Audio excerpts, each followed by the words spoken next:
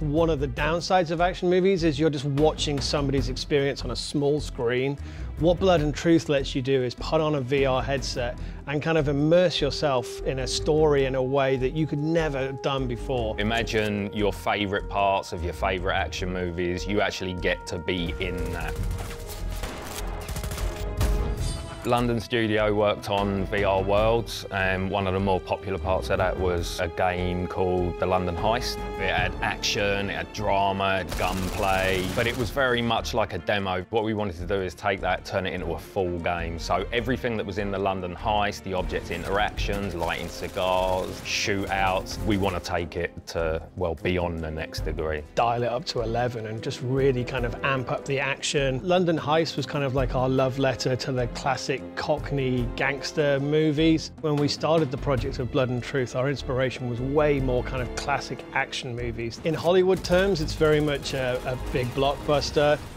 The London Heist was, it was static, apart from in the van. Now you can move and shoot, you can dual wield, you can reload as you're doing it, you can plant C4 while you're taking enemies out, you can crawl through vents. Pretty much anything you've seen in an action movie, we've either considered it or we're doing it.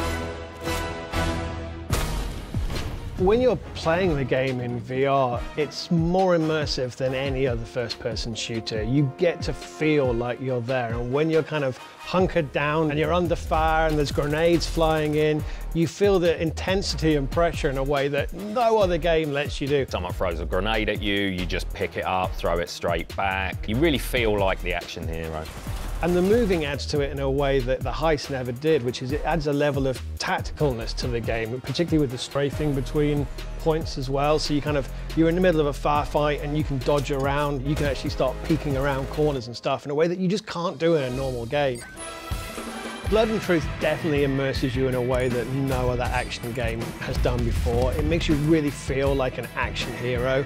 And I think part of the reason for that and reinforces that is the movements you're doing. In your head, you just feel like you're immersed in that game world. When you get your clip and you smash it into the gun, that it just works and it feels right. We've got like fancy reloads you can do, like gun tricks. I mean, there's people in the studio who can throw clips in the air and catch them. So as you get better at the game, it kind of grows with you. PSVR has just celebrated its first birthday. We've seen some amazing games come out in that first year.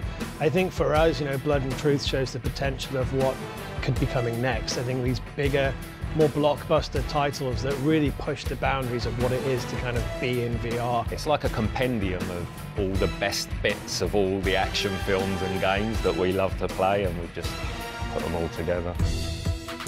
We've only shown one location. We've got a load more levels that kind of showcase the glamour and grit of modern day London. We're just scratching the surface over kind of what we've got and what we're working on behind the scenes, and there's definitely more to come in the future.